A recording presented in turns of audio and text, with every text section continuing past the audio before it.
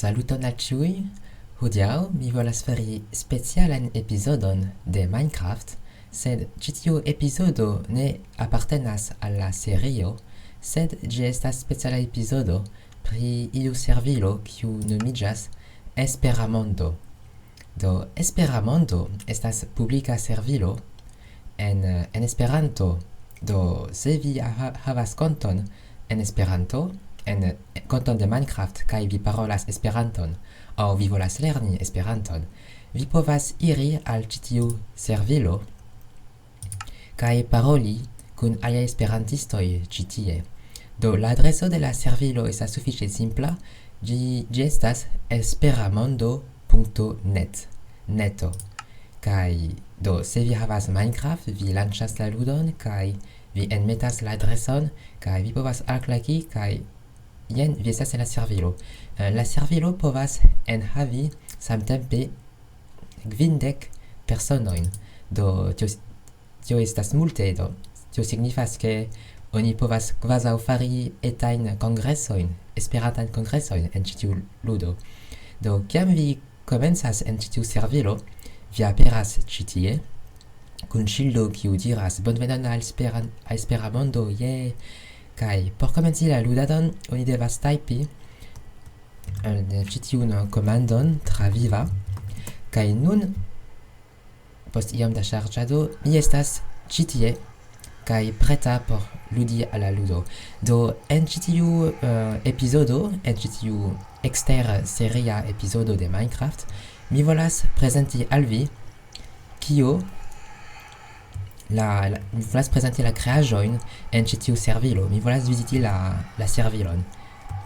Do jam estas multaj personoj kiuj vizitis la servilon kaj kreis multajn aferojn. Do tio montras ke Esperanto havas multajn parolantojn. Sed vi devas scii ke tio estas jam la tria servilo de Minecraft. Estis alia publika servilo pri de Minecraft por esperantistoj, sed ĝi ne plu estas alirebla, kaj estis dua, kaj ankaŭ ĝi ne plu estas alirebla. Do mi volas montri la kreaĵojn en ĉi tiu servilo, antaŭ ol kiam ĉi tiu tria servilo ne plu estos disponebla. Do mi komencas per la maldekstra parto ekde la komenco. Do ĉi tie estas verŝajne domo kun kelkaj arboj, kelkaj potoj kun etaj arboj en la potoj, diversaj arboj kaj floroj. La domo havas multajn kolorojn. Mi neniam vidis ĉi tiun domon antaŭe, kaj jen, ĝi devas esti la domo de Dozens, ĉar ĉi tie estas lia poŝtkesto. Do se mi volas doni ion al li, mi povas meti, sed mi havas nenion, ĉar mi ĵus komencis la ludadon en ĉi tiu servilo, kaj nun mi volas viziti lian domon. Do mi malfermas la pordon, kaj la pordo malfermiĝis, ĉar mi premis ĉi tiun butonon, kaj jen lia domo. Lia domo estas tre eta, sed estas multaj aferoj en lia domo. Oni povas vidi, kio estas tio? Do oni povas vidi diversaj aferojn sur la muro, fiŝoj, pafarko, fiŝkaptilo. Kaj mi petas, skribu en la gasta libro. Ĉu mi povas skribi? Interese. Do skribu en la gasta libro, ĉu estas gasta libro? Aŭ ĝi estas malvera faka libro? Kiel ĝi funkcias? Ĉu mi povas? Do fakte jam vere estas libroj en ĉi tiu ludo, mi ne sciis tion. Do ĉu mi povas skribi en la libro? Do saluton, mi estas Vanege. Mi nuntempe faras videon de ĉi tiu servilo. Mi ĵus vizitis vian domon kaj vi povas vidi ĝin en mia YouTuba kanalo. Mia nomo en YouTubo estas Vanege. Posta skribo via domo estas bela. Ĉar mi iomete kredas je tio. Do bone subskribi tajpu titolon de la libro. Do la libro estas do la vizito de Vanege. La vizito, ĉar la longue atentu kiam vi subskribas libron, ĝi ne plu estos redaktebla. Ok, do jen mia libro, la vizito. Kaj mi esperas ke dozens vidos la libron. Do sufiĉe bela domo kun eta benko, mi devas kontroli tion. Kaj saluton, kiel vi? Ĉu vi estas dozens? Verŝajne ne. Kaj jen libro. Kaj mi pensas ke ok, mi ne povas dormi ĉar ne estas la nokto, sed mi kredas ke se mi dormas sur liton, se mi mortas, mi reaperos apud la lito. Do jen la unua domo.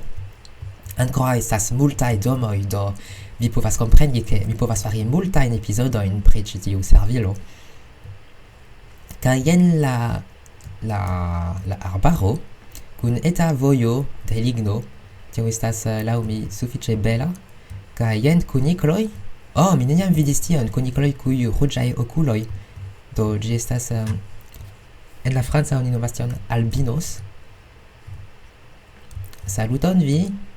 Amuze, ĉar tie mi ne povas salti, sed kiam estas tiu afero, mi povas salti, do ĝi estas utila.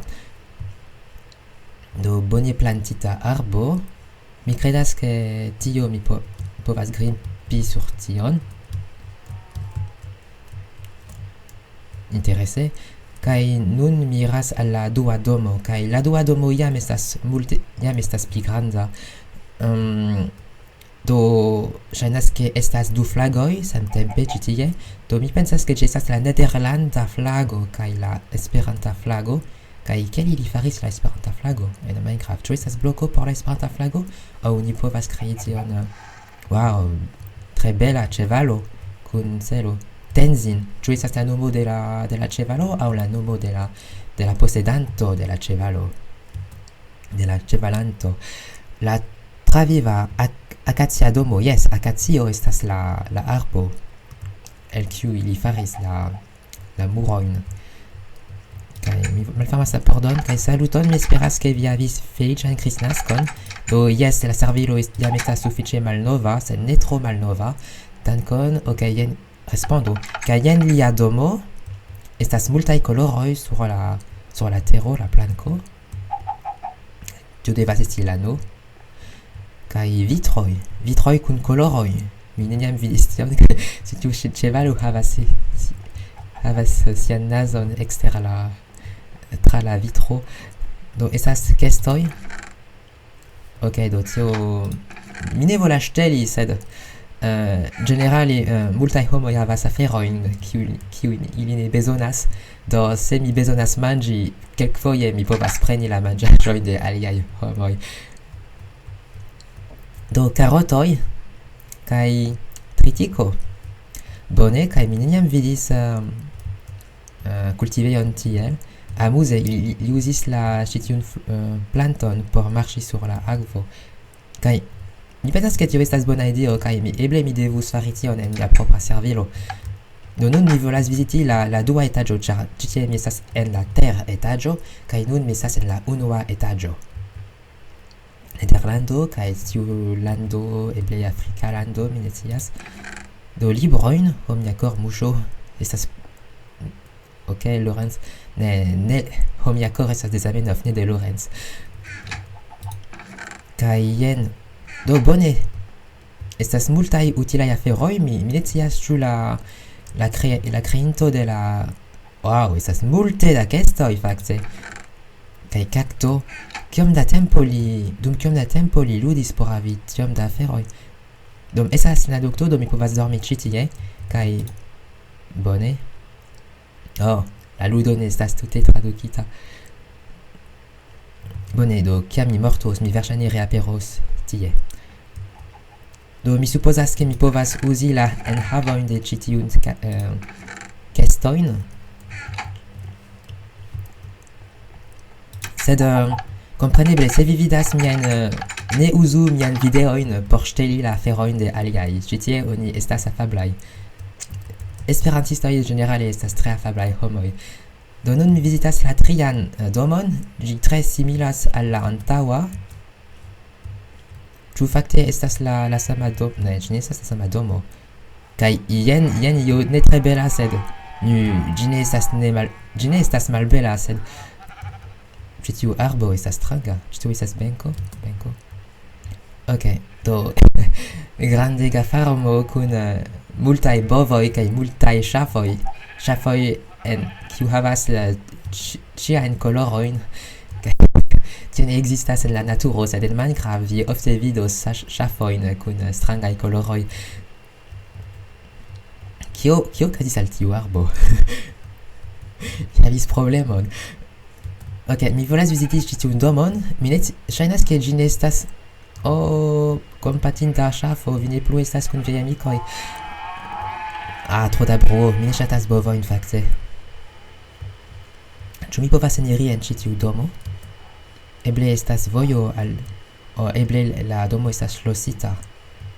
Por ke neniu eniru. Nu,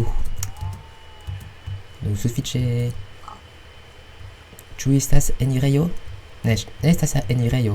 Eble estas enirejo, sed mi ne vidis ĝin. Do nun mi volas viziti alian aferon, kaj mi esperas ke mi havas tempon, ĉar mi ne volas ke mia video daŭras dum pli ol 10 minutoj. Do jen vi povas vidi biblioteko, do mi iras tien, kaj mi vizitos ĉio kio estos inter mi kaj la biblioteko. Ĉi tie estas multe da truoj ĉi tie, mi devas esti atenta.